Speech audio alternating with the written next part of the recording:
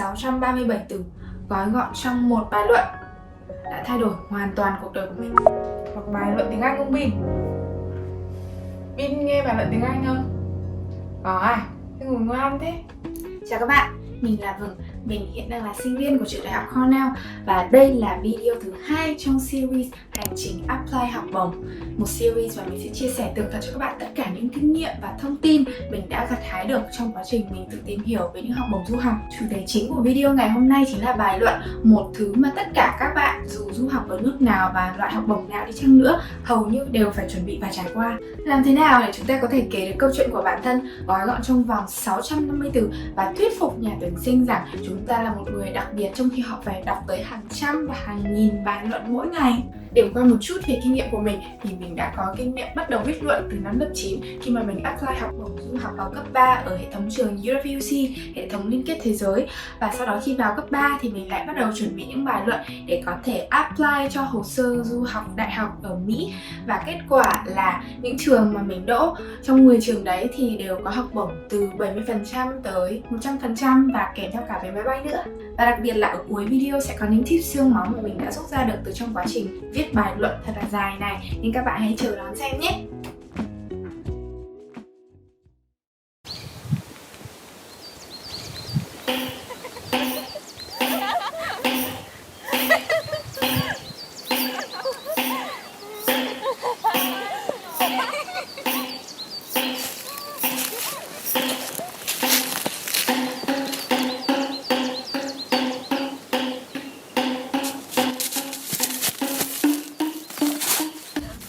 A man sneaks up on a woman and pulls her hand.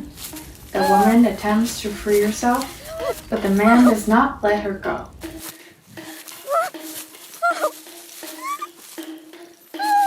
Her breathing intensifies.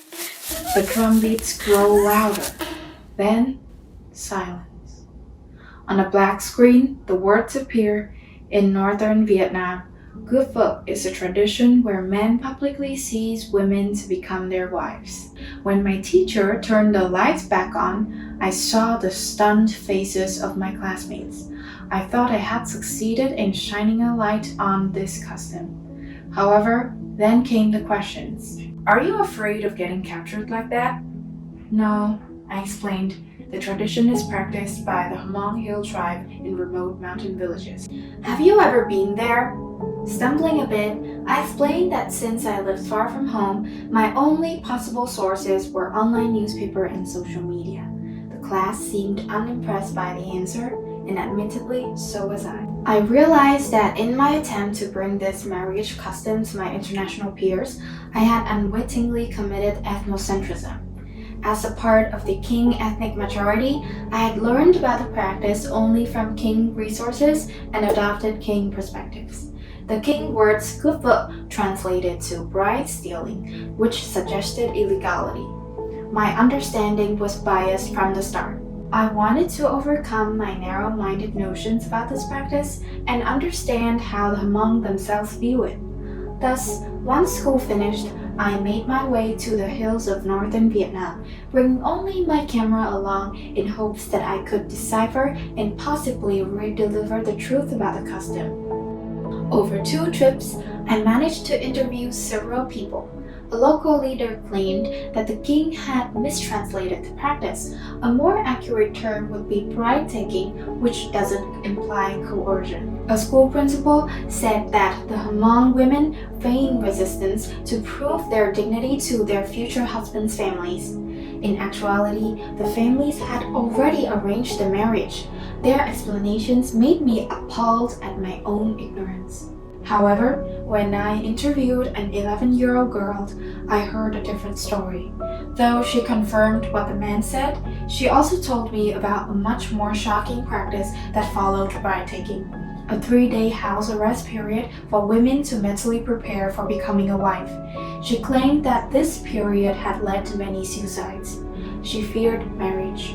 Other women also confirmed that this occurred, though only among the poorest families. A complex picture of bride-taking emerged. For many, the custom was just a formality. For others, it may still serve to coerce marriage. There was no single perspective that was shared by all, and some had mixed feelings. Gender, education, and social class all played a role in shaping how Hmong individuals viewed and practiced their customs. I realized how my prior ignorance of this complexity was embedded in a vicious cycle. The King majority is indifferent toward the Hmong. Our media creates distorted, sensationalistic portrayals that reinforce and justify our indifference. The cycle continues, keeping the King ignorant and the Hmong marginalized. My realization helped me understand the power of media and how those who wield it, including me, must do so thoughtfully so that it does not become an instrument of oppression. Nowadays, I spend time analyzing films to better understand how to present vulnerable groups respectfully and truthfully. Films like Moonlight and La Haine give me hope because they suggest that we can amplify the voices and humanity of marginalized people. My future is devoted to seeking these insights. Whatever subject I choose, I want to cast away all assumptions and learn from the people involved. I want to consider all voices, sifting through their varied and sometimes contradictory accounts to finally arrive at a narrative that rings true. Only then would I be equipped to tell their story. Đó là bài luận cá nhân mà mình đã sử dụng để apply vào 10 trường đại học ở Mỹ. Ngữ cảnh của bài luận này là mình muốn apply vào 2 chuyên ngành kép ở trường đại học, đấy chính là quan hệ quốc tế và ngành điện ảnh. Cho nên bài luận này tập trung vào việc phân tích một vấn đề xã hội qua lăng kính của cả hai ngành đó. Bây giờ chúng ta hãy tới phần quan trọng nhất, đấy chính là một số phương pháp mà mình đã áp dụng trong bài luận của mình và bạn hoàn toàn có thể tham khảo. Tips thứ nhất là đừng nói cho họ bạn là ai, mà hãy chứng minh cho họ rằng bạn là một người như thế nào. Ở trong tiếng Anh thì cái này dịch nôm na là show don't tell. Ví dụ như bạn thích môn sinh học chẳng hạn, thì bạn đừng phí từ ngữ ở trong bài luận của mình để viết những cái câu khá là khô khan. Ví dụ như là ôi tôi rất là thích môn sinh học, ôi tôi rất là đam mê môn này. Mà thay vì đó hãy dùng những động từ, tính từ miêu tả những cái hoạt động hàng ngày của bạn xoay quanh vấn đề đấy. Ví dụ như việc bạn hào hứng như thế nào khi đọc những cái bài research, bài nghiên cứu về môn sinh học. Ví dụ như mình rất là thích điện ảnh thì ngoài những cái cách miêu tả mà mình đã đề cập ở trước thì mình còn đề cập tới tên của một số cái phim điện ảnh kinh điển ở trong bài luận của mình, ví dụ như là Moonlight và La Haine. Và khi các bạn miêu tả những hoạt động và hành động liên quan tới cái sở trường môn học yêu thích của mình thì mình không chỉ miêu tả về sự visual, tức là cái hình ảnh đấy nó hiện ra như thế nào, mà mình tận dụng tất cả cái giác quan mà mình có thể khai thác được. Ví dụ trong bài luận của mình, đoạn văn đầu tiên mình miêu tả cảnh mình trình chiếu cái bộ phim của mình ở lớp thì mình đã vận dụng các giác quan như là hình ảnh và cả âm thanh và cả cảm giác nữa. The woman attempts to free herself là về mặt hình ảnh này. Her breathing intensifies, mình có thể cảm nhận được cái âm thanh của tiếng thở nó nhanh hơn. Where the man publicly sees women to become their wives. Thì những cái việc miêu tả này khiến cho mình có cảm giác hơi ớn ở trong người, vì mình cảm thấy được ở trên da thịt của mình luôn ấy.